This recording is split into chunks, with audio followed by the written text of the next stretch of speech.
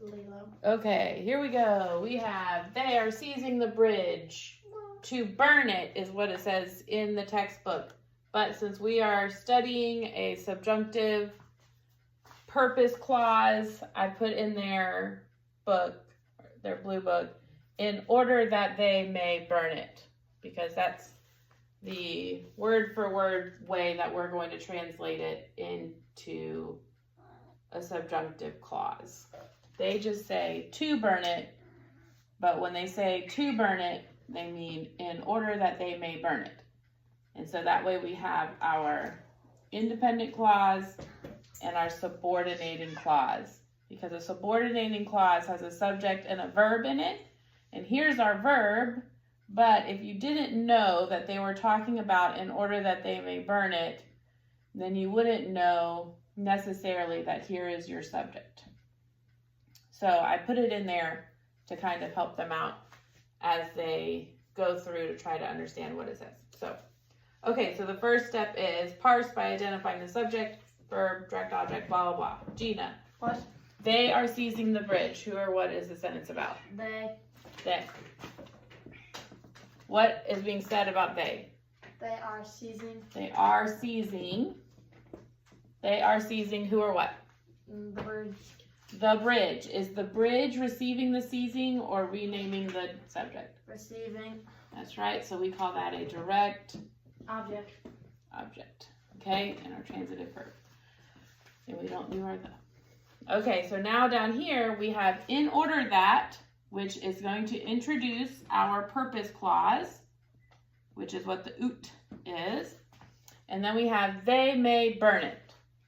So who or what is that clause about? They. They. What is being said about they? They may. They They may. burn it. They Burn. may burn Burn. it. Okay, so here is our verb. Here. They may burn who or what? It. It.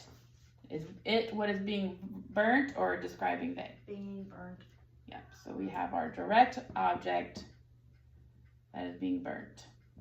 Okay, now right here we have may burn, and we'll talk about that in a little bit because the word may has to do with the mood of this verb. Okay, so the next part is underline the clauses. We have the first one and the second one. Identify the declension, gender, number, and case of each noun. All right, Gina, so which ones are the nouns in here? Oops. Woohoo! What's a noun? Bridge. Bridge is a noun, yep. What else is a noun in here? There's not any more. There's pronouns. So they are seizing is going to go together, and they may burn it is going to go together. So those are the, and it is a pronoun, eum, and I made a note that the reason why it's using the masculine singular pronoun eum is because it is the antecedent of this is bridge, and bridge is masculine. So it's going to use a masculine pronoun. So that's why it picked eum instead of it. Okay. All right, so now let's go through. What's the next thing we have to do? We have to do our DNGs. Oh. DGNCs. Okay, the declension is third, like pars. It's masculine. Masculine. How many bridges are we talking about? One. So we call that. Singular. Okay, what case do we call this in Latin? Accusative. Yep.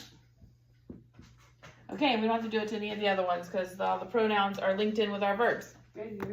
Okay, the next thing we need to do is PNT our verbs. So we have they are seizing. And then we have they may burn it.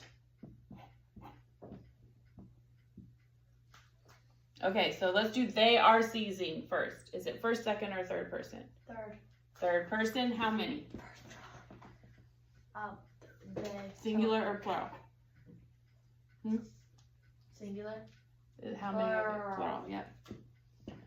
Okay, now here is where their study of tenses is going to come into place. They are seizing. You can translate are seizing as a present verb. is the same as saying they seize the bridge. They are seizing the bridge. In English, this is a different tense entirely, but in Latin, it is present tense. Now, the voice, is it active? Is the subject doing the seizing? Yes. Yes, so it's active. And then the mood, since they are seizing the bridge, is just a statement of fact. It is indicative. Oh, I should have asked you. Sorry, Gina. Okay, now we have they may burn it. Who, which person is that? Third. Third. What number? Plural. Plural. Now, the way that you can match, you can, if they just had two right here, the way you would know it's third person plural is because in this subjunctive clause, it's the same subject up there. Okay, so now we need to know our tense. A tense in a subjunctive clause, this is a subjunctive clause because it has the word may, and it's a purpose clause. So we need to know that present is a primary tense. And if you're going to use a primary tense here, then you translate this as a present verb. All right, the voice, Gina, are they going to burn it or is it talking? They. Yeah. Active. Active, yeah.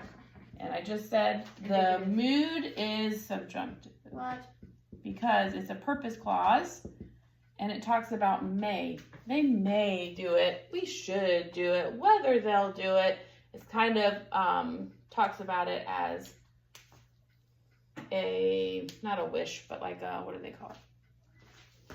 I can't remember exactly what it's called. Intent. Intent. That's the word I was looking for. You have intent. It's telling you the intent is to burn it. So, okay, so now let's use red instead of brown. Okay, so bridge. Again, if you wanted to carry it, this is where you would stop. If this is just one that you're going through and not going all the way through Latin. But if you wanted to take it all the way to Latin, you would find over in my word bank. Oh man, my red. Word. What's wrong with the red? It got squishied. Oh, Okay. my God. And that's all you would have to do for that. And you would have to go and you would have to find the accusative ending for your third, like pars. Accusative singular. Is it gonna get the voice? Yep. Was that the plan? I don't know. Third singular EM. I love you. Love you, bro. I know, bye. Oh wait, no, it's like pars. Later. Home It's still slice. EM. Okay.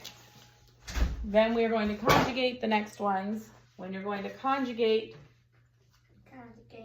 we have our stem here. Oh, I have our four principal parts. And when you're doing this one, you have they are seizing. So you start with your present system. You take off the ending. And then you have occupied.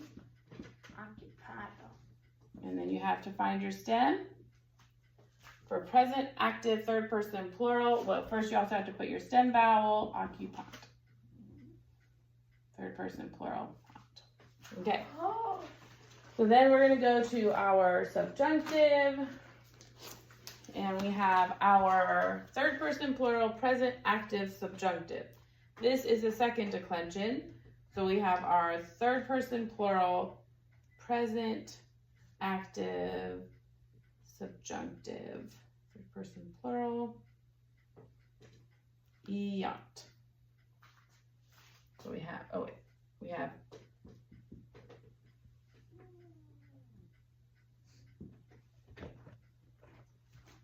there we go.